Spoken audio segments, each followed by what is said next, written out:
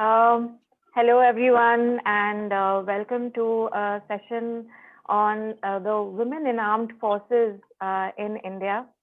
Since prior to 1992, just to set some context over here, prior to 1992, women in armed forces were mainly allowed for medical roles, that is the nursing services. And after 1992, non-medical roles were opened up for women officers in short service commission.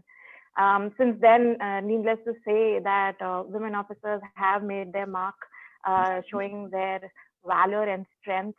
And to name a few, I have been reading and researching, but of course, there are many women officers who deserve a specific mention, for their achievements and their valor. But to name very few whom we may know about are maybe Major Priya Jingan, who was the first woman officer in the Indian Army, Lieutenant Colonel Mitali Madhumita, who was the first woman officer to receive the Gallantry Award, and recently Flight Lieutenant Bhavna Kant, who is the first woman fighter pilot and also the recipient of the Nari Shakti Puraskar. I personally do not have any family member who, especially a female family member who is in the armed forces, and I have only a few batchmates, a handful of batchmates from my law school, who today serve in the Judge Advocate General Department.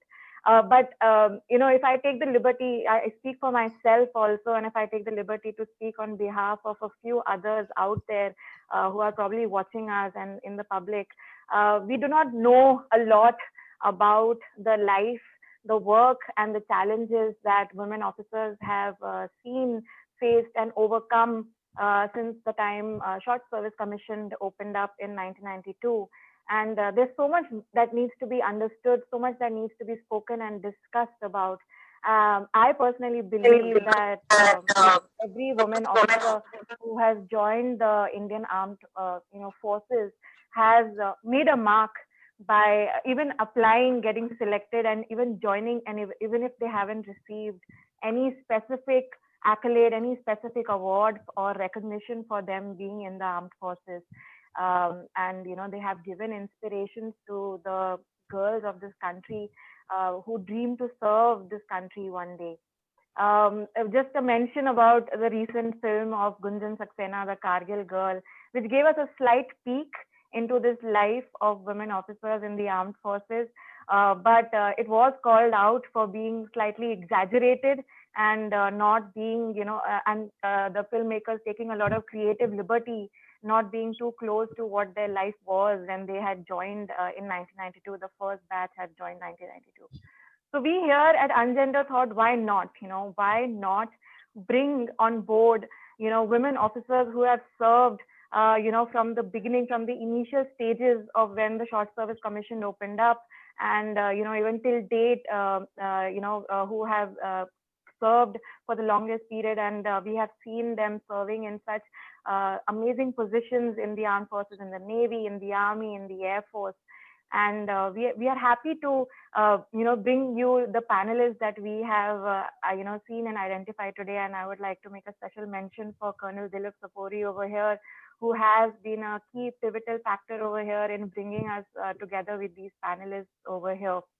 And without further ado, let me please introduce everybody whom we have over here for for a very nice and insightful discussion that we have planned out today. I'll be introducing them in the alphabetical order, which also coincides with their joining date in the armed forces. First off, I have Commander Anuradha Kanchi.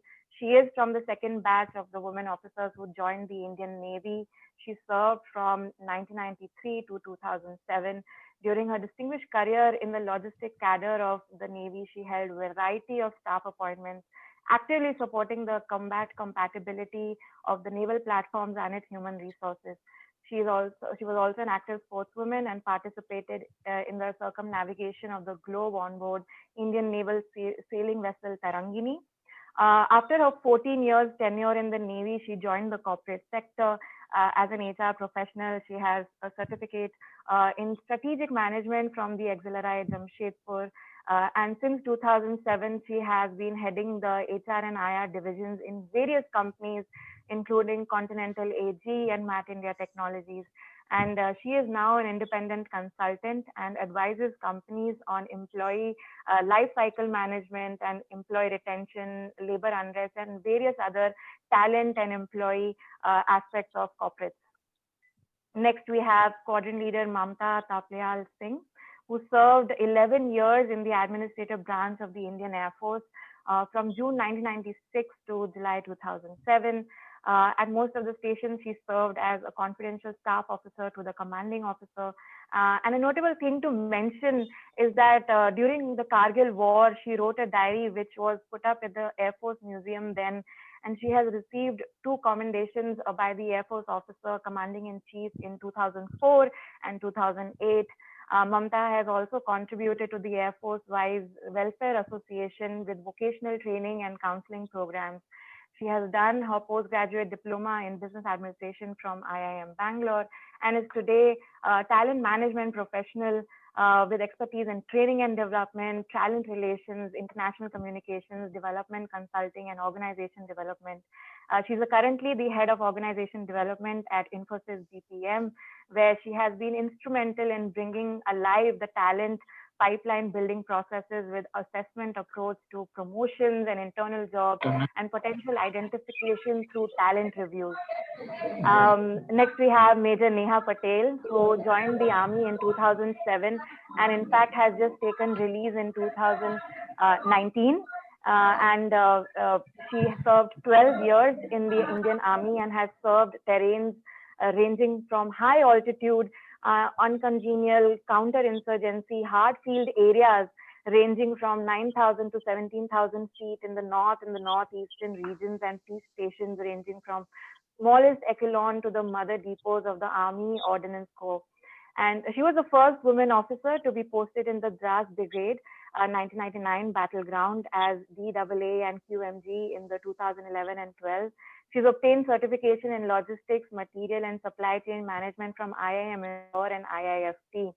She's presently working in the analytics and processes and actively involved in global raw material purchase, responsible for contract negotiation based on data analysis. And she has many achievements to her credit, including the movement of unit troops from north to the northeastern sector with complete logistics route mapping monitoring in 2008, and is also the winner of her Rising Award for Women Professionals this year. Last but not the least, we have Major Shipra Majumdar, who served in the Indian Army from 2002 to 2007. She was posted at 111 Engineer Regiment Bhatinda and JNK in 2002 to 2004. She has summited Mount Everest and has also been awarded the Vishisht Seva Medal by the President in January 2006. Shipra studied PG certificate in business management from IIM Bangalore and is an HR professional since 2007, amassing a wide experience in all the facets of HR with expertise in talent management and change management. Thank you, everybody.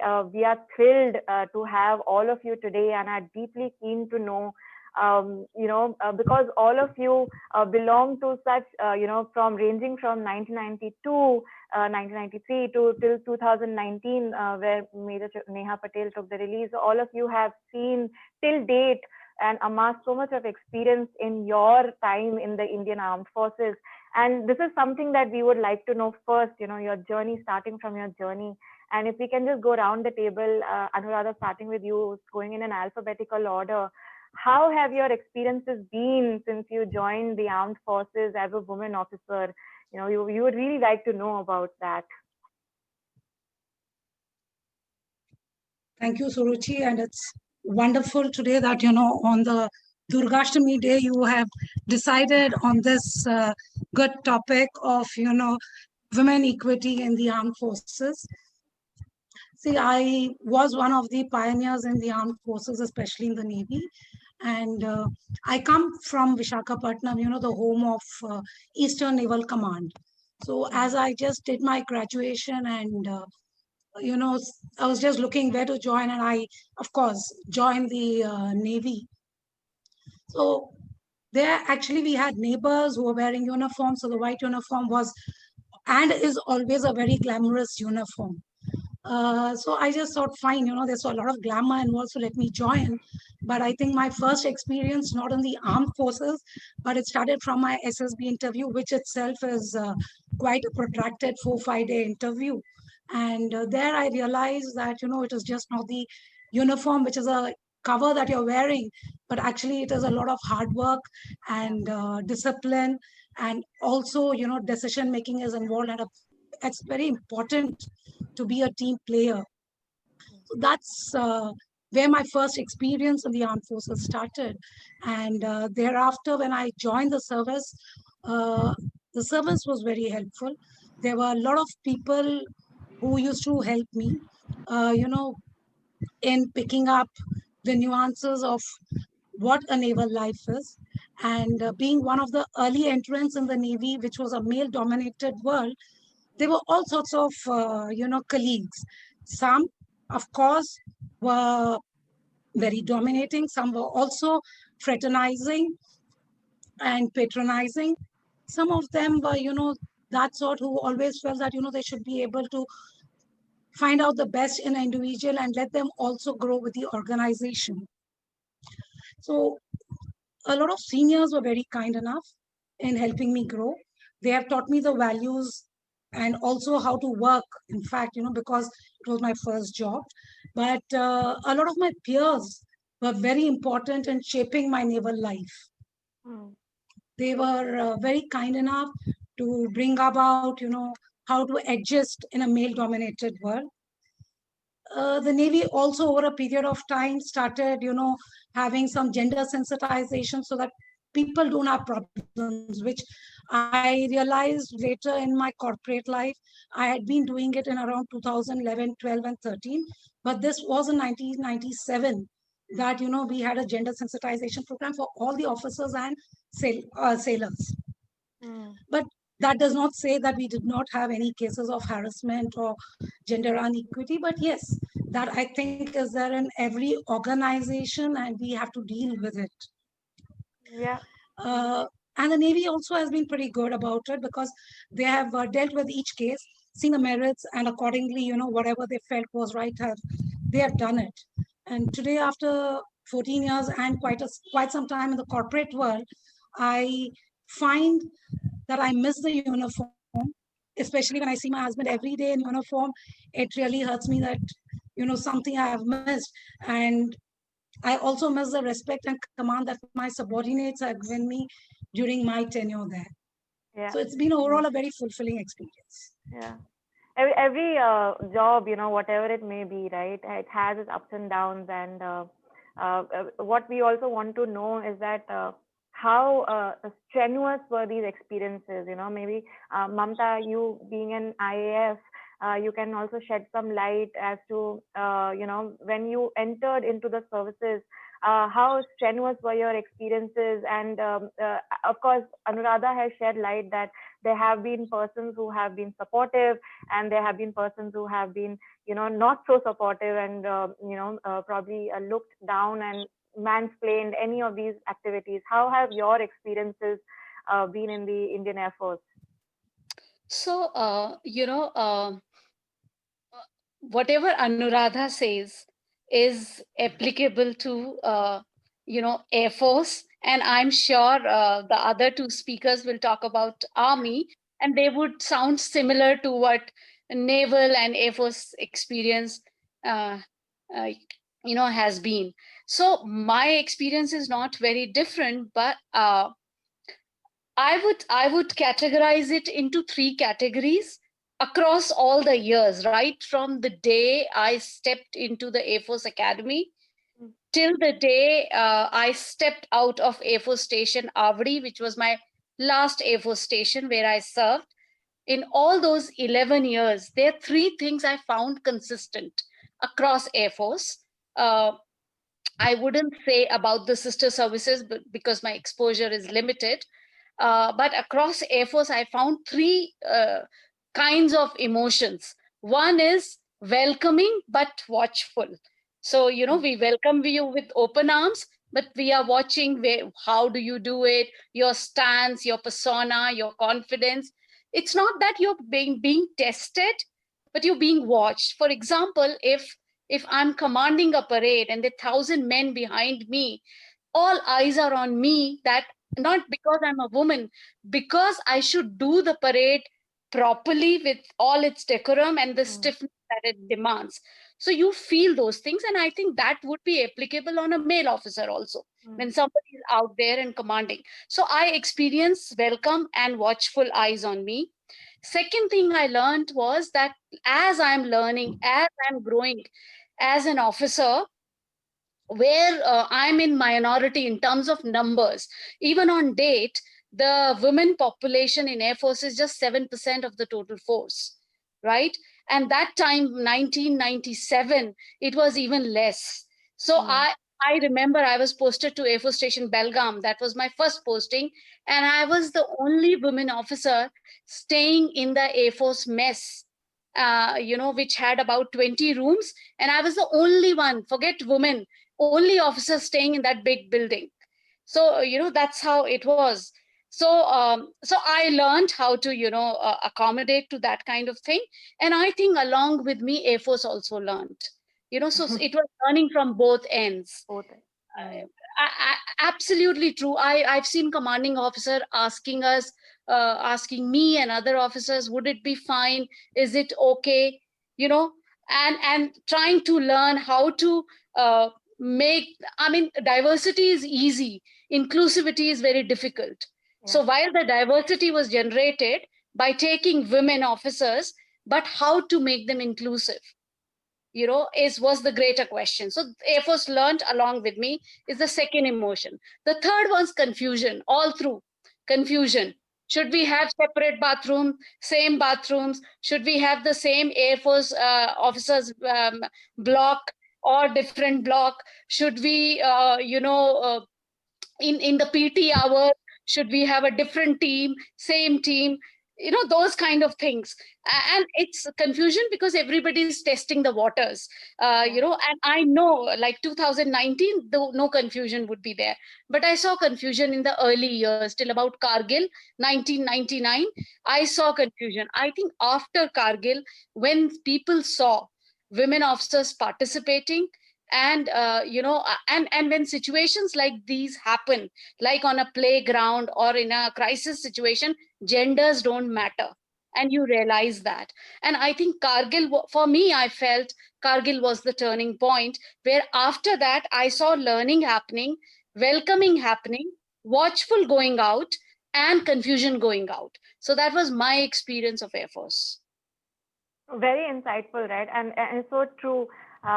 When you introduce, how you said that diversity is easy, but inclusivity is not so easy. That's such a point to be noted over here, that when we introduce, even other genders into a profession, let's call it a profession, even this armed forces also, but how we harmonize that introduction, how we synchronize with each other is a process that takes some time, I would also like to know from Major Neha Patel, how was that process for them? How was their experience for you when you were also harmonizing in the Indian Army? So, like all my seniors have said, that they were trailblazers in their own fields. And there are a lot of firsts even after 99, ma'am, if I may say, because when I went to locations where there were no women placed there, they still had to make facilities or arrangements to accommodate us in. When you talk about gender sensitization, yes, till my time, lot was in place. But still, if you say that we were treated as equals, it was almost there, but still you at the back of your mind somewhere, maybe they have those issues. And when you talk about the experiences that I've had ranging in places that I've been, most of the seniors were very supportive. But you do, like, it is not a gender thing. When you see the women forces in India and abroad, when you see the span and the width of them, in India, still we have around just 2.5% in the army, around 3% in the Navy, and I guess around 7% in the Air Force, as per what the stats are. We started in 1992, which was the first batch where Anuradha ma'am had come over in the armed forces. And the permanent commission has still not come, it is still somewhere in the loophole. They're trying to still find a panel and decide on things. So it's an evolving process. Nevertheless, and I think everywhere you go, if you are unstoppable, you'll find or chart your way. So whenever I have had issues like that, I have been very straightforward. I've had the brickbats and the bouquets both for that. But I would like to say that you chart your way. If you have to do it, you have to do it. Do or die. There is no third way, we are taught. So Yeah. over a period of time, we are molded that way, that you can endure all and do all. Your belief in yourself actually speaks a lot in the work you do or the maturity with which you progress in your service. So I may have been really childlike in my initial first year of service and done some braveheart or stupidity things.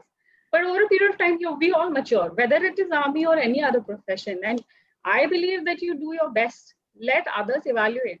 And it generally always works. Yeah. So that is my two bit. And isn't it the same for all genders, right? Yes, absolutely. This is not even restricted for women being in the armed forces. It's this daring that you're talking about, and this gut and gumption, and what we build over time. First we are like this, and then we are navigated by our superiors, to a certain extent even reprimanded, and we build our own how we approach things and how we approach it in the army. This is not restricted to any gender. It's just our experience in the armed forces as any gender would have. And Major Shipra Majumdar, I'm sure even your experience has been similar, seeing you were there in the engineer regiment. How was your experience over there in the while that you were there? So I think what Anuradha ma'am and Mamta ma'am said, that's something which is applicable to everybody.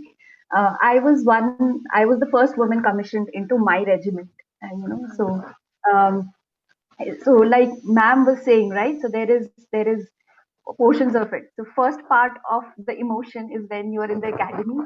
When you're in the academy, you have a company. When we are doing our training in the Officers Training Academy, we have a company where it's all women cadets training together. Of course, we have the male cadets, but they have their own companies, right? So you are with a group of women when you're training, and suddenly you go into your regiment and you realize you're the only women out there.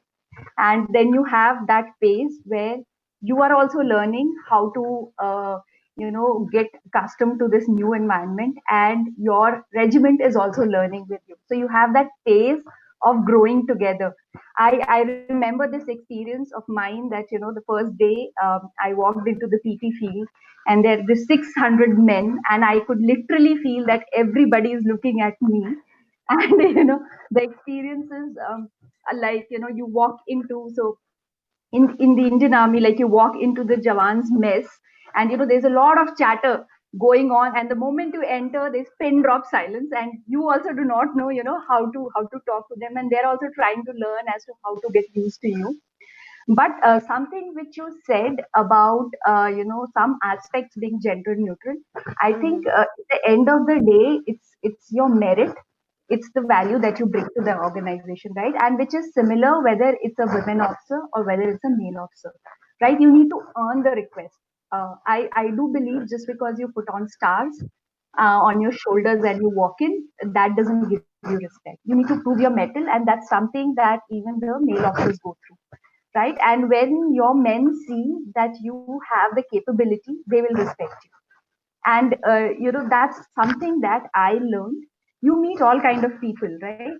And I think that's the kind of people you will meet whether you are in the armed forces or you are in the corporate, right? You will meet people who will patronize you. You will meet people who will support you. And I had a mixed experience. I had people who would initially tell me, that what is right and what is not right. And I had people who would teach me that, how should I go about addressing a particular situation and help me grow in the organization. So my 5 years were very eventful in the organization. I got some of the best appointments. I got I would say, some of the best postings, some of the best opportunities. So I've been truly lucky in the sense of both opportunities and the support that I got from my colleagues. At every point, I had people who would tell me what would the right way to approach me, counsel me when there was a need. So that's been my experience with the Indian Army. This is what makes it so heartwarming, right? I mean, when you get counseling, when you get supportive people also, even though most of you, have been probably the only women around in the company, in the regiment, in the, present in that premises.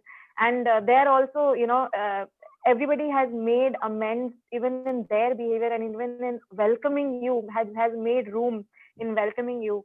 But I would also like to know that when you have risen through the ranks, when you have risen through the ranks, have you seen more changes happening, and have you seen more women officers joining than what were when you initially joined the armed forces? Has there been an increase? Has there been from Anuradha and Mamta, when you all first joined, and now Neha in fact has seen so many years of service also in today's time, and has taken a release just recently. I'm sure there has been an increase in strength. There has been more inclusivity happening, more changes happening since the time you joined. Something that we would also like to know, what were those changes which were happening, increase in the joining of these women officers, and how some of them also may have looked up to you for then support, whom once you may have looked up to, if there were women officers prior to you also. Anuradha, what about you? You were one of the second batch to join. How has your how have you seen changes happening in the armed forces through your time, and women joining more the profession? See, the armed forces in general, or in particular, I talk about the Navy. The Navy, we have had people only initially, we were only logistics, more of women officers in the logistics, the JAG branch, there were a few, and education. But over a period of time, Navy has been more inclusive. They have brought in a lot of engineers who are construction engineers, who today are doing a wonderful job by getting the mighty warships, dry dock. It's not a mean feat, because the warships weigh tons and tons, I mean, the zeros sometimes are 56, 80,000. So those sort of words are pretty huge. So they are able to dry dock these, which I think people would have not thought that women could do this, right? The same way in logistics, we have been doing a very good, all the lady officers have been participating in, the material procurement, or we are looking at the delivery at short notice, and all the custom required items, procuring it from all across the globe. It has been a hard work. Then, of course, training with the men. Recently, we had, this sailing ship Tarini with around 6 officers going all along the globe. That itself is a real big feat, because imagine, you're surrounded by water and you can't step out of a small, boat or a wooden piece. You just can't step out, not wooden, metal piece.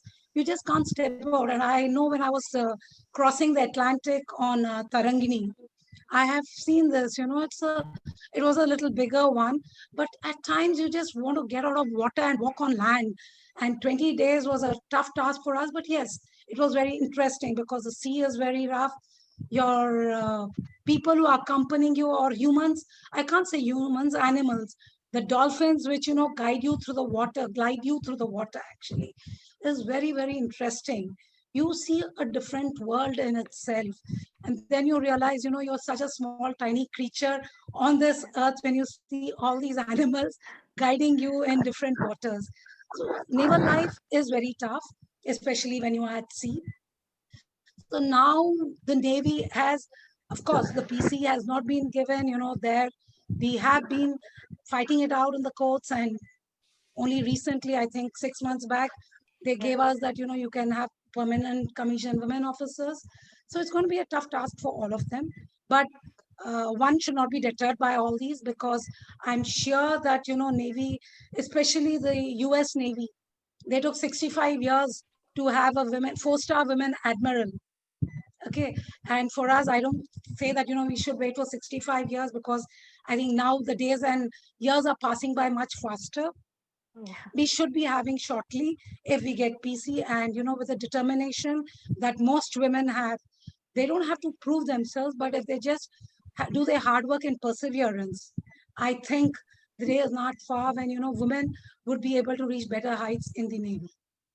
Yeah, absolutely. And this is what we are looking forward to also, right? With the Permanent Service Commission opening up to women officers, it's a whole new, officer position, the commanding positions which are now opening up for women as well. And we will see soon, probably even chief of staff, something that we will see is women entering commanding officer position. And when you mentioned this case, which has happened,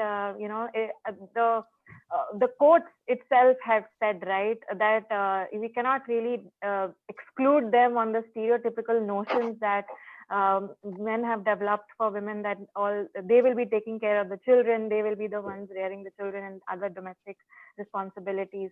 And women have joined the armed forces and have risen to the ranks.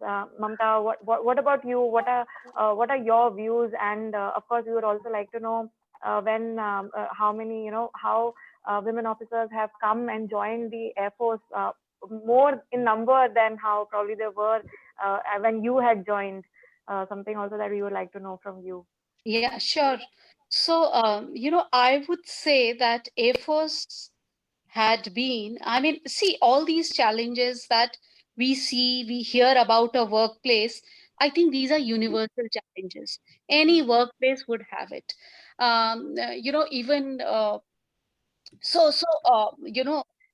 acknowledging those challenges, I would say Air Force had been a very progressive organization. Their adoption curve had been very fast, despite Gunjan Saxena movie. Okay, so the adoption and learning curve of Air Force was very fast, and therefore, if you see, this organization gave permanent commission much faster than any other system organizations. Women in combat came first in the Air Force. We have fighter pilots now. You mentioned Bhavna's name. There were two others, Avni and one more. I'm forgetting her name. So three of them were from the first batch of fighter pilots. So I think as an organization, very good adoption curve. But the changes that I saw, I will say from social perspective. So I saw that, as I saw 11 years of Air Force, I saw 5 postings. And each posting, I saw more number of women officers posted along. So that's the pattern I saw, that people from women from engineering branch, women at a flight position, women doing fighter controller or air traffic controller, women in administrative branch, logistics, like you name it. And I saw my fellow women officers in all branches across Air Force. So I saw more of them. Second, I saw the pattern where we saw Air Force couples, where both partners are serving Air Force. And I saw that as a very healthy pattern, because when you have a couple equation like this, you learn to respect more fellow women officers, because you live with an officer like that, and you understand the nuances that come with being a woman and being a woman in uniform. I saw that. So a lot of cultural change I saw, where because of this partnership and social influence, a lot of respect and a lot of acknowledgement of the work or the worth that women officers brought to the table. These were my experiences of Air Force. And like I said, I found Air Force learning very fast and accommodating very fast. Also, one more disclaimer here: when we see services, there is a certain kind of glamour associated with uniform services. I'm not talking about only defense services. You say police, or paramilitary services, Indo-Tibetan border police, anything associated with uniform has got its glamour and its pride in tradition. And such is the case with Air Force also. So the tradition remained. That glamour associated with tradition also remained.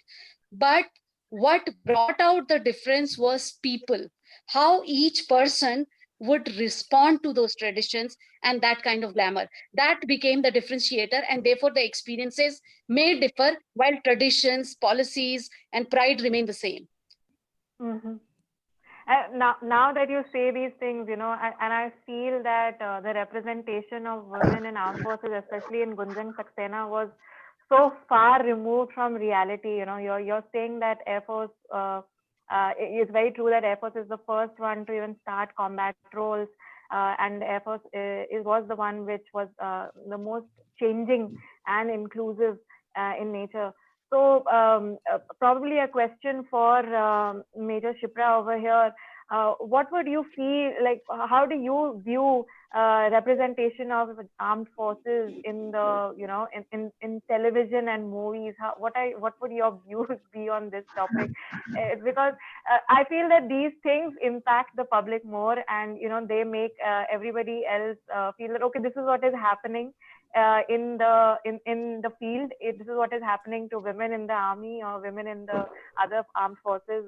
So some parents might get concerned, or I understand that Gunjan Saxena was the first batch, but still there is not adequate representation for people to understand.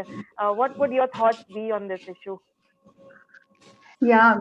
So, Suruchi, a few things that I would like to talk about is, the dynamics which are a little different between when it comes to the Air Force, Indian Navy, and how the Indian Army is, because of the kind of nature of the, the demand of the army in terms of in a warlike situation, right? So that's one thing. Second thing, which I feel, the kind of representation, if you see in the movies and all, the way I mean, Gunjan Saxena is the talk of the town. But other than that, I remember in my younger days, a television show which used to come where I don't remember the name now, but I remember Pallavi Joshi was there, and they used to show the Arohan. Arohan training in the Yeah, naval yeah. academy, and it is so motivating. And like Mamta ma'am was rightly saying, the glamour which is associated with the uniform is what attracts you. But what needs to be understood at some point of time, where the true representation of the life that is there in army is required, which would help people, take the right decision. When you make a movie, of course, like you said, you take certain creative liberties, because there is a certain plot and the movie is revolving around that, but it's not truly represented as to what the life is in the forces, right? um, the glamour is what is getting highlighted in all these representations. So there's a need to represent these forces correctly in terms of what the women officers, or what is the life in general in army. There is a certain amount of risk which is associated with the glamour. There is a certain amount of hard work and mindset which is required for you to be successful in the armed forces. Of course, the armed forces train you for that, but somebody from outside, they need to understand these dynamics to clearly understand what's happening in the life of a officer in the armed forces, right? And here I think, if you see the ways the movies represent, the representation of how uh, a woman officer is in Indian Army is not so highlighted in any of the movies yet, right? In the Yeah. Indian Army right now, apart from the logistics, you will see women are in certain supporting arms, as we call it, right? So we have women who are in the Corps of Engineers, and now we also have women who go into the ADA. So all these are there who are arms in which women are being, but that's not very well represented in the outside world, is what I feel. Hmm. Yeah, I would agree so too, because of the lack of knowledge I only personally have. Shows that it is not represented that well, and I'm sure. Of course, as all of you are saying, there is a glamour. There's a whole aura involved in wearing that uniform, and how people perceive you when you're wearing that uniform. But this is probably a question that Major Neha, you can answer for me. Is that as everybody is also pointing out, there is a glamour attached to it, but there are also issues attached to it. There's hard work attached to it. There are challenges attached to it. You've led a lot of regiments, and you've been in the north, the northeast. Whenever you faced any challenges, how have you all of you are in the corporate world today, and there are mechanisms in the companies to deal with any issues that employees have, if I may just say like this. How if you had issues or challenges, be it administrative, be it logistics, be it in any other manner, how have you taken them up with your officers or internally? Have you spoken to some people informally? Have you spoken to your superior officers in a formal manner? Have you done something? We would like to know, because if I'm looking at armed forces as a workplace, I would also want to know that what are the redressal mechanisms, Sure. in those places. So a lot of management techniques, if I may say, have been taken from the army. So if I say that we are very well-oiled machineries and SOPs or standard operating procedures in place. When you say grievances, if there is a grievance which is professional, then you sort it out professionally. When it is something informal or something, we all have evenings to go out, or we have what we call mess meetings, or what do we say, informal parties that are held in the mess, and you can do it over a cup of coffee or a drink, and you can just sort it out. So I have never been told to keep it to myself. Like here in corporate, I think there are a lot of people who just keep it to themselves because now there is a pressure of the economy being slow, or there's a pressure that your vertical is now being shelled or cut or whatever. But it's not like that in the army. We were treated really as equals, if I may say. So if there is an issue I have with a senior who's a male or a female, I would walk up directly, either in office, obviously, or I would go in the evening, a cup of tea, and tell, sir, why did you do this? I mean, I was straightforward always. There is no diplomacy that I do either now that I'm 1 year in the corporate. I don't do any diplomacy here also and there also. And I think, and I sincerely feel that being straightforward and going all out is the best way to solve something. You can keep mulling over it and thinking over it that something will work or somebody will see through and find a result to my problem, but that won't happen till you put it out in the open. How would somebody know? So like all my seniors here have spoken, that they were first in many fields, that there were a lot of administrative issues that they faced. That happens everywhere. I mean, it happens still to me. I was zero in data analysis. I never knew an Excel sheet, and now I'm doing analytics. I mean, I must tell you that it has been really working and learning on the go and being straightforward. Where you face an issue, please walk up and speak. That is what I've always learned, and my seniors have told me, and my colleagues have told me. There is no way out. So I followed that there also and here also, and I think I'm doing fine.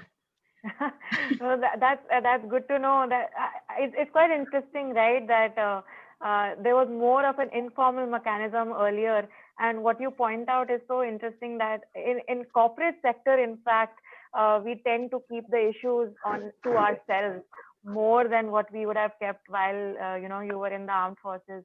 Maybe Anuradha, this is something that we received from a question that we received before this session itself, where we've been asked to ask you, how would you compare the work environment in the armed forces with the corporate? Now, you have also been in the corporate world for a very long time now. And this is also something that I'm picking up from what Neha said, that the army was a different environment to redress these kind of things if they had issues, and now the corporate world is a whole different way of redressal. So how would you feel? How would you compare the armed forces?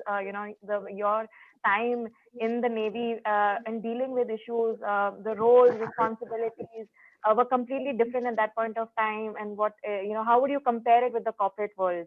Of course, the roles and responsibilities are different, but few things could still be the same. We would all like to know. So, Ruchi, I was, of course, in most of the places I worked in Navy, I was the only lady there, or maybe, somebody joined later, but the first person in the organization was me as a woman, as a lady. Now, when I joined the corporate, I joined as, the head HR or, at the senior level, and it always ended up that I was the only female in the senior management always. So for me, it did not make much of a difference because I was very comfortable now. In fact, even today, I should be saying that I'm very comfortable working with men because I've never worked with women as peers, So it's quite interesting. But there is one incident in Navy. I had a very lovely time because it's full of challenges every day, and you have people who even respect you for your hard work that you put in, and you have to actually show that you have the skill and you are better than them. And I'm sure most of the women who have been taken in the armed forces have had to come through a very strict and a hard SSB, which many people, I mean, I've seen a number of IAS, IPS officers who tell me that, we could not qualify for, the armed forces, but IAS has been a cakewalk. And I always keep thinking that, maybe I have not attempted it, but I feel that, that's so much of extra hard work. This has been much easier for me. Yeah. So when I joined this, in all my organizations, there have been different experiences, but in one company, Contitech AG, they had one of their sister concerns in Haryana, Sonipat. So I was the head HR and IR there. I have had quite a few pleasant and unpleasant experiences. And in one particular case, there was a industrial unrest. So it's a semi-urban area because it's bordering Delhi. So there were a lot of, local self-styled, aspiring politicians who used to join such causes to create more unrest. So in one of those meetings, one person was, trying to target me and intimidate me. So I just kept quiet. There were a lot of government officials. There were also a lot of workers, and most of the workers were just 10 standard, pass or fail, or some even Anguta chaps, and some of them who have been in the organization for 30, 40 years. So this person was telling me that, I mean, he was intimidating me in various ways, asking me to get out so that the company would work. And especially it is the Jatland of Haryana. I'm not actually, hurting any specific community, but I'm just saying, that it was a very hard workplace. So this man intimidated me and I didn't know what to do for some time. I kept quiet. So chai was offered and I said, sorry, thank you, I don't need it. So this man says, ma'am, I didn't want to hurt you, but you can still have your tea because that was a dishonor I was doing by not accepting tea. So I told him, नहीं आपने बता दिया भाई साहब तो मैं ले लूंगी, thank you. And it actually broke the ice. But at the same time, the SHO of that area was there, and he spoke to him in the evening and told him that this is not the way you behave with a retired armed forces personnel. They have contributed so much to our society and our country, and please go and apologize. So next year, the meeting time, this person, at least, he had that decency, and he came back and apologized. And I think after that, we became friends. So, the armed forces was easier for me, but in the corporate sector, I literally had to go, on burning coal a number of times. It looked like armed forces prepped everybody for the challenges that were probably more in the corporate world. It actually looked like that from all of your viewpoints. No, but actually, if you look in the Navy, with the permanent commission and women going on board, it would be equally difficult for them because I did not get the opportunity to go on board. But when you go on board a ship, you're cut off from your family. There are long working hours, and on a ship, it's 24/7. There's no sleep, like fixed sleeping hours. So, at a childbearing age, when you're going, you have to go through a different life cycle. So, women who ever want to join the services and aspiring for a long-term career, they have to put in a lot of hard work and also accept these working conditions. And I'm sure they will be able to do well. And they will be able to cross all the oceans and take pride in the nation and the uniform. That's really good to know. And this is something that I was going to also ask, right? What would be all of your views on the Permanent Service Commission? Because all of you are in the different, armed forces, Army, Navy, Air Force, and Okay, okay. Okay, fine. as another you're saying that being cut off and being on the sea for such a long time for a officer who's in the Permanent Service Commission will be difficult. And this is also something that was pointed out by the arguing councils for the union also, right? This is probably Mamta. You can shed some light uh, since you said that Air Force was the first to also get a combat fighter, and this is something that the opposite councils had said in the Supreme Court that women officers will not be able to endure the combat, and they will not be they will be on prolonged leave because of pregnancy reasons, or they will not be able to because of psychological, physiological reasons, they will not be able to go into combat positions. What would be your views? Because as you say, so proudly that Air Force is the first one to start combat positions. What would be your view on women who will now be entering in and will also take a Permanent Service Commission, and maybe will combat positions also open up for women in army is something that I will probably, after Mamta's view, I would like to ask Shipra and Neha as well. Sorry, Mamta, you're on mute. Sorry. Am I audible now? Yes. Yeah. So I would say just one statement: let women decide. What they want to take up. Put all the cards on the table. Be very transparent what it takes, and then let them decide what they want to do. And even if it's a number of hours on the ship, or maybe tough terrain posting or whatever, let them decide if they want to take. And message to women is, when you decide, own that choice with a lot of pride and dignity, rather than cribbing and saying it's so difficult, you can't do it. Once you've made that choice, just own it, wear it like a thing of pride, and then go along with it. So it's as simple as that in my head. About Permanent Commission, I personally was looking forward to Permanent Commission, and I would say it that I left Air Force.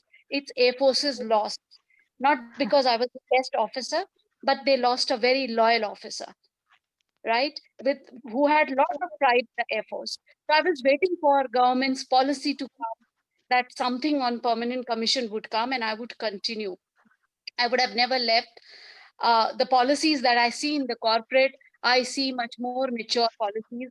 I see much more grounded policies. I see much more practical policies in defense forces. I see traditions which welcome a person in Air Force. Whenever you get posted to a station, you would be called. Like, there is a formal introduction where you'll go meet with various heads of departments, and then there is an informal welcome where you'll be called over dinner, you'll meet the families and everything, which I missed in corporate world. In fact, initial years, I thought it'll be very difficult for me to settle down.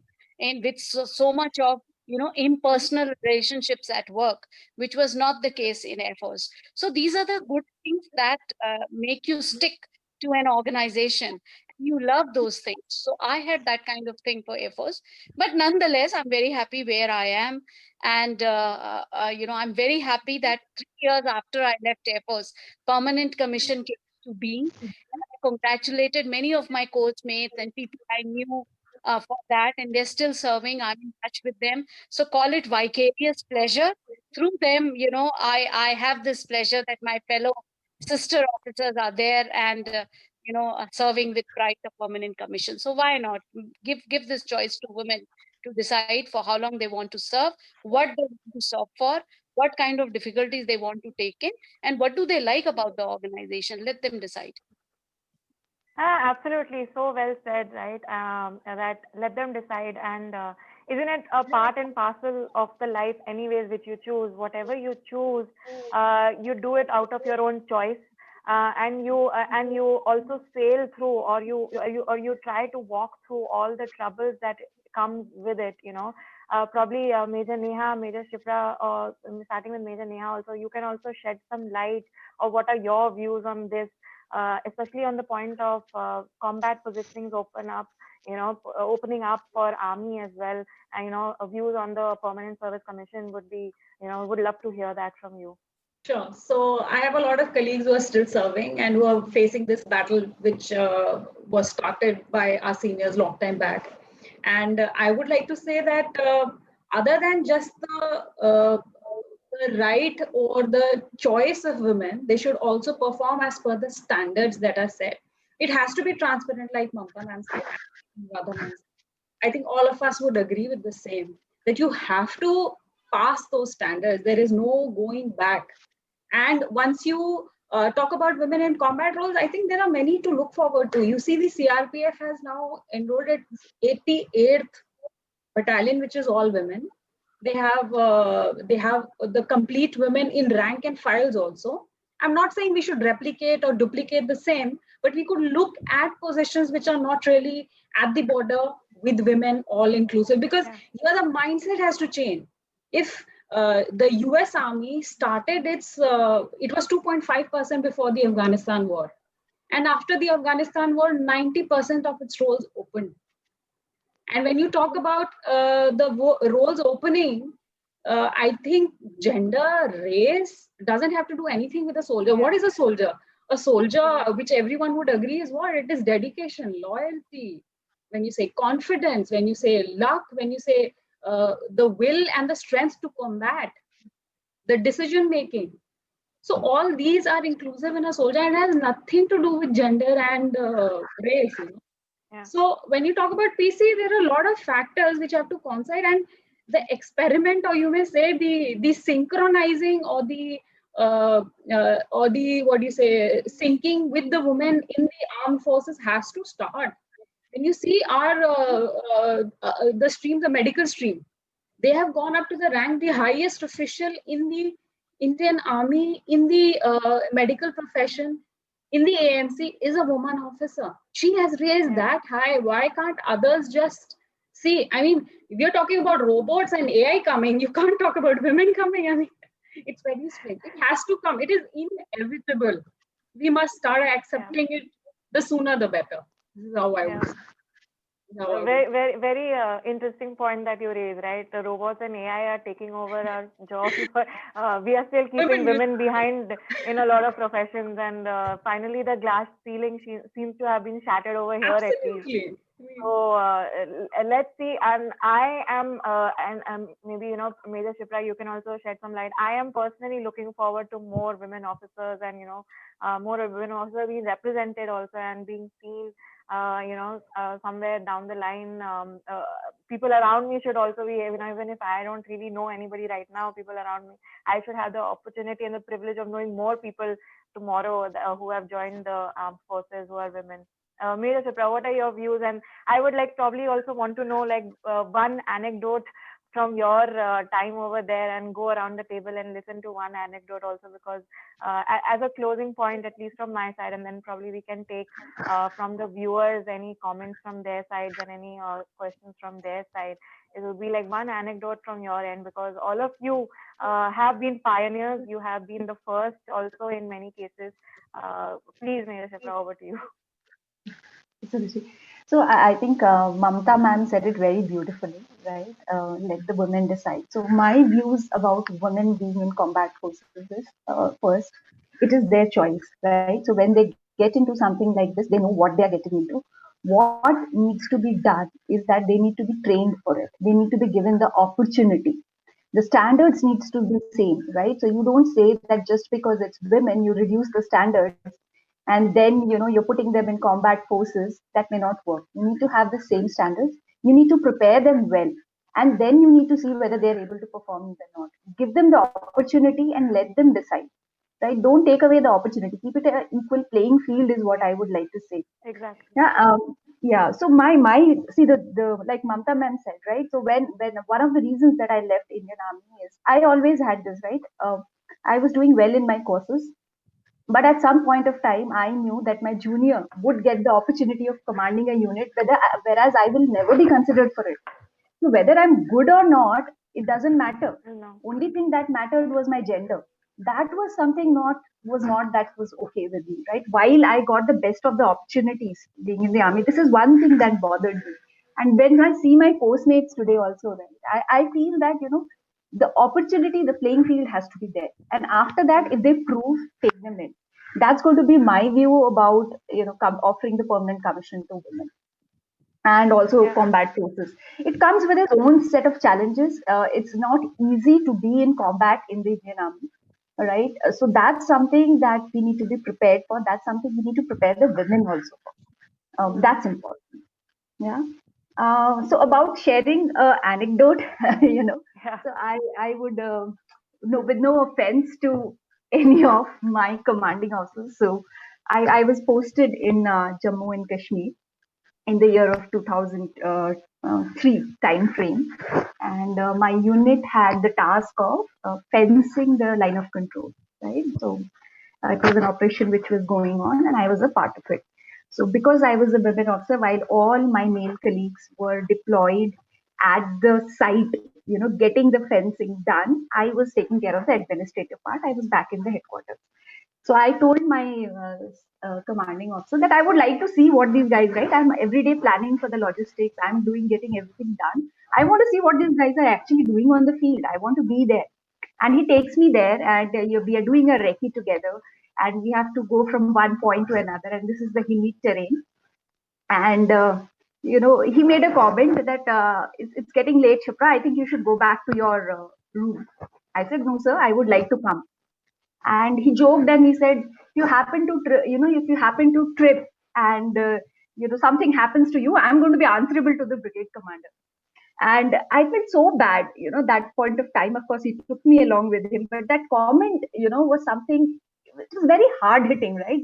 Because I'm answerable. Something happens to you, I'm more worried about you than others here and all.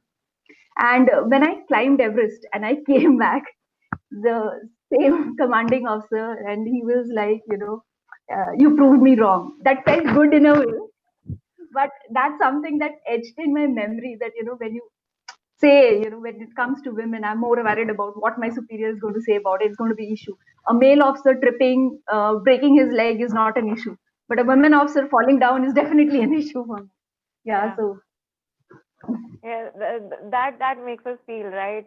Does gender matter? Does it not matter? And as you correctly said, make a level playing field. Give everybody that equal opportunity. On the basis of which actually this permanent service commission also, when I had gone through the case and I saw that the permanent service commission was on the grounds that why are we denying women the opportunity? Why are we not letting them come and give them the level playing field? And some probably also like to know from Major Neha, what was your one anecdote that you would like to share with all of us in your experience in the army? So, like Shipra ma'am just mentioned, I had a similar case in which it was thought because I was in an all male, all arms location posted as DQ to Dras. That is the appointment that I mentioned when I mentioned the hard terrains. So I was the first, you can say the only, other than an AMC, which was around 200 kilometers away, nothing around. And so, like ma'am said, I was also supposed to be a liability. So my house was supposed to be the nearest to the commander so that somebody can keep a guard and nobody can come in and go out and all those things. But then we had this, we have war games. Like it's like a training session for war, you may say, a mock session. So, and you were supposed to go to a field unit. And we had a range, or I'll not name it, but we had a range that we had to climb and go to the post and see whether the logistics is going right there. Because I am from logistics, so I have to seek care that the logistics are doing okay, even in a mock exercise. And will it happen actual on ground? Are there any hitches or anything that can be streamlined or something?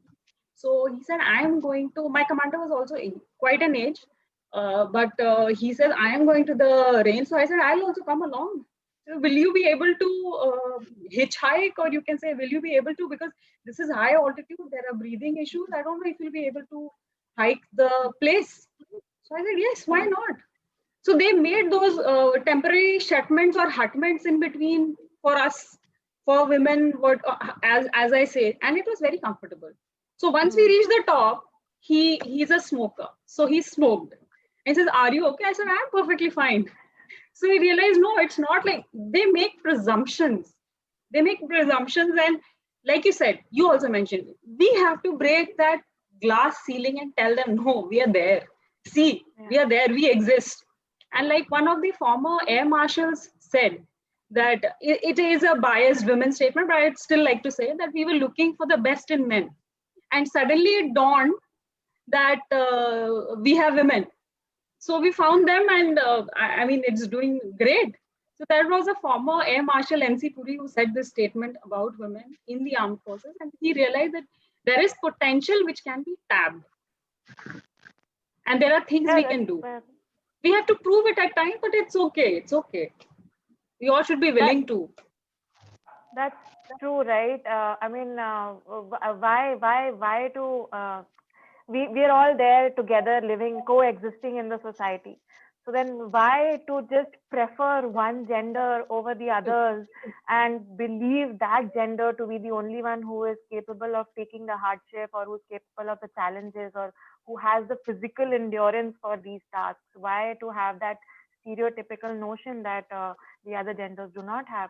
I'm probably looking at Mamta also. If you could also share some anecdote with us, to understand about the Air Force, how that, where something that made you feel that gender mattered or did not matter.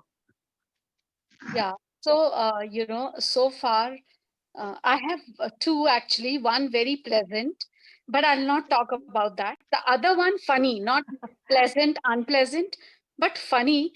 How, you spoke of mindset, how mindsets work. And not only male officers, but I think somewhere the entire ecosystem, wives, DSC guards, or other ecosystem, how they also learn to get acclimatized to having women officers, around.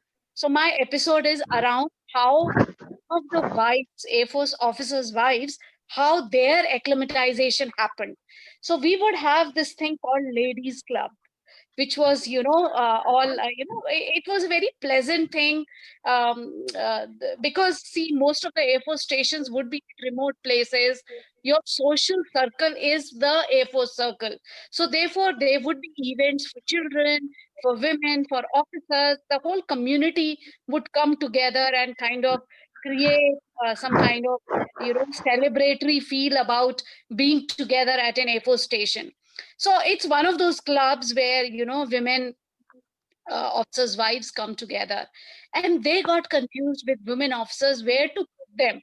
Are they pure officers, or are they women also and should come into ladies' club as well? So that's a funny thing where how we had to handle it. And I personally told one of them that you call me like an officer, I would come, because I'm posted to this station like an Air Force officer and not like an officer's wife. And even if I'm an officer's wife, I'm an Air Force officer first. So therefore, you tell me what to get arranged. Talk to me like you would talk to an officer. And I also said, do you see the ranks on my shoulder? Please respect those ranks. So I had to have this conversation. Not only, officers, it's not required, this kind of conversation, they understand. But with the ladies, I had to have this conversation to make them understand when women officers serve, they're officers first and women later.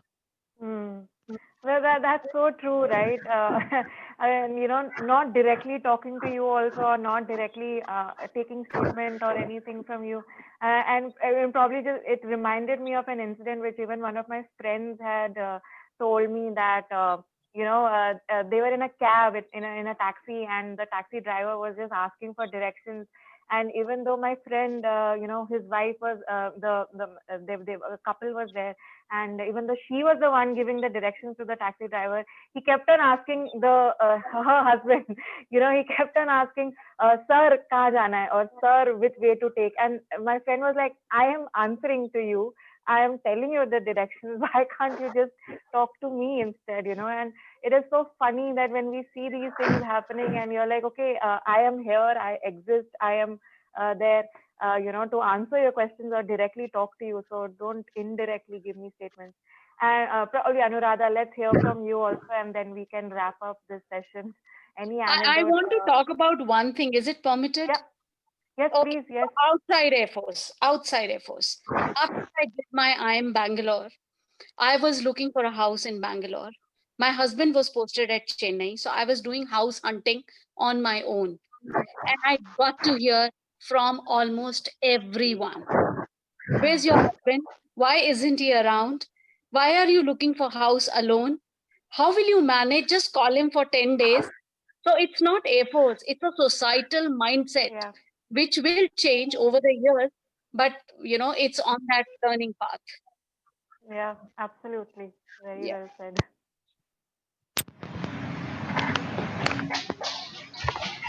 And Anuradha, you're on mute. Suruchi, yeah, it's been lovely listening to what Mamta, Shipra, and Neha have said.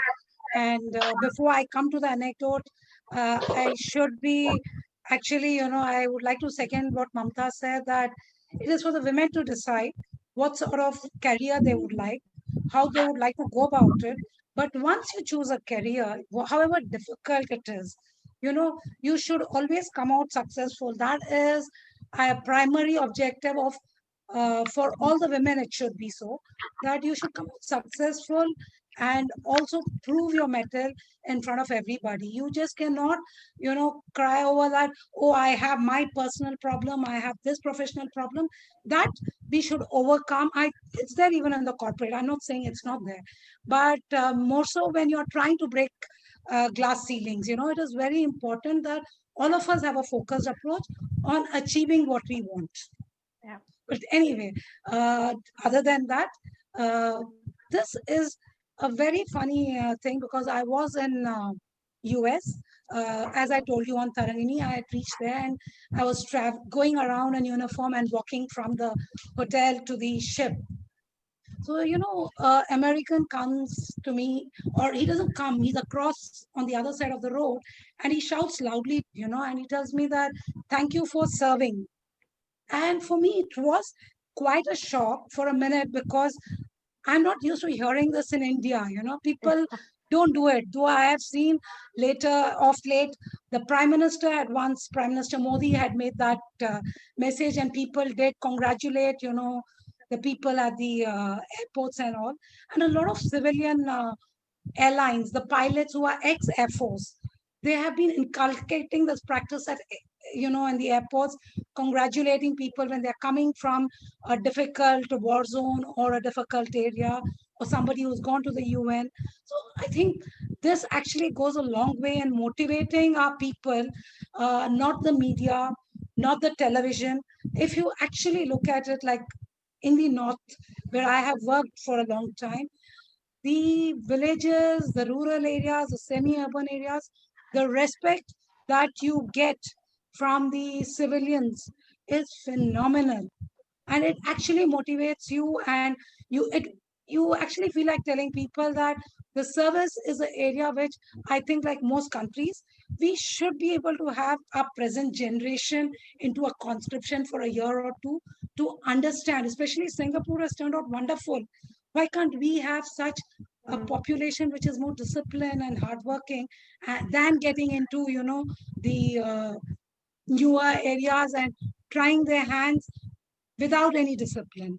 So this is what I would like to bring out to you on that. No, thank you so much. And you made such valid points, right? We do not really, congratulate. Like, you're right. I've seen this happening so much. Thank you for service. Thank you for your service. It doesn't really happen much in India. They do not really congratulate and motivate and encourage and appreciate the service that you are doing for the country, the service that you have done for the country. And of course, something about the conscription. It's so interesting to know that so many countries have done it, mandatory service, and it has led to their countries also being so disciplined, the generations also being so disciplined. and it matters, right? It's like an compulsory training. If you go through a compulsory military program, armed forces program, if you go through that, you come out as a changed individual. Probably something that we can touch upon even later. But I would like to probably take some one or two questions from the audience if we have time. Ritu, do we have time? Pallavi, what about you? I think we are very short on time. Okay, no worries. I think I am truly, truly privileged and honored for all of you to have taken this time out today and to share your experiences, to share your views on such important topics such as Permanent Service Commission and how the forces have been changing, evolving, including women, and how we how we are all looking forward to more women entering into the service and continuing and to be in commanding positions now that Permanent Service Commission has opened up. Thank you all so much, and thank you everybody. Oh, Rituparna, do you have a question? Sure, we can take one question before we close the session today. But Suruchi, just this is for all of you, and yes, thank you so much for your service. It's not often told to you. But if you had just one message for young women to encourage them to join the services, what would that be? You want me to start? I can Yes, just. Anurag, yeah. The Navy workplace is very gender equitable, and I hope a lot of young ladies join it. But before joining, the one question is, as already discussed, each one should ask, do I have it in me? And only then take the plunge. And I'm sure the Navy gives you a lot of opportunities. It's a different horizon, which even the corporate would never be able to give you. You pay for it. As an individual, you will never get it because they are such wonderful experiences, and you will have cherished memories throughout your life. Yeah. Mamta, how about you? I would say just do it. That key tagline, just do it. Yeah. And also quoting Mahatma Gandhi, be the change you want to see in the world. So it's not for yourself, do it for the future generations. Neha. Yeah, sure. So I would say love for the OGs is beyond anything. As OGs is olive greens, the uniform that we wear as OGs, and that is beyond anything. And what it teaches you, like all my seniors here have said, there is nothing comparable. The cherished memories, the conversations that you can have, the endless talks you can have on Army, your experiences, what pride it fills you in with is incomparable. So I guess, and it's a service to the nation. Other than anything else, it's a service to the nation, and we all do our part. This is one of the ways in which we contribute, and very few make it, but everyone should try it for sure. That is what I would say. Shipra. So my thought is this, that it's not a job, it's a way of life.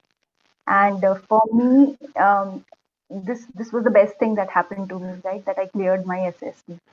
I still remember it was such a proud moment for both me and my parents, and it changed my life truly, truly. Many would say it, but the way I have transformed, when my classmates and my college mates look at me, they can't believe that I have grown so much as a person, and I owe it all to the forces.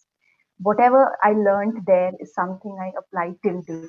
The reason of me being able to succeed in the corporate career lies in my training in the army and the experiences that I had. So this is something that no money can buy, right? It's a life changing experience. So that's how I would put it for everybody who's looking forward to join the armed forces. Thank you so much. These are such wise words. It feels like I wish I could go back in time and join the army when I had the opportunity to do so. Ritu, if nothing else, if there are no questions even on the Facebook platform where we are live streaming this session, maybe we can wrap this up.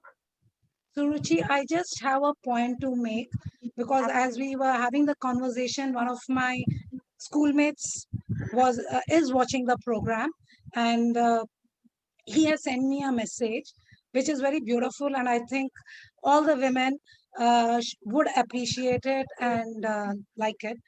He says, his name is Arun. He says, my take, whether armed forces or agriculture, in many ways don't recognize the contribution of women is less, and it needs to shift from a patronizing mentality to recognizing women as custodians of land and ecosystems. And I should tell you that he runs a NGO on organic agriculture. So I really found this very beautiful, and I thought it would be a very apt ending from my side to this program. Thank you so much for sharing that, and thank you, Arun, for giving this very valid and very pertinent comment to end this session as well. I thank each and every one of you again for taking this time out today and having a discussion with us. And thank you again for your service to this country and for us. And I truly hope to have more conversations on this later in the future. To know more about your views, your comments, and keep in touch on these issues. Thank you, everybody. And thank you, everybody, for joining us today for this session. Thank you. Thank you so much, Suruchi. I would like to say thank you for getting all of us together and giving us an opportunity to relive our moments. Yeah, that's very true. Yeah, absolutely. And this is all courtesy Colonel Dilip Sapori, who helped us in getting all of you on board over here today. Thanks to him also. Yes, I Thanks a forgot lot. to thank Colonel Sapori. Thank you. Thank you. Bye. Thanks. Thank you. Bye-bye.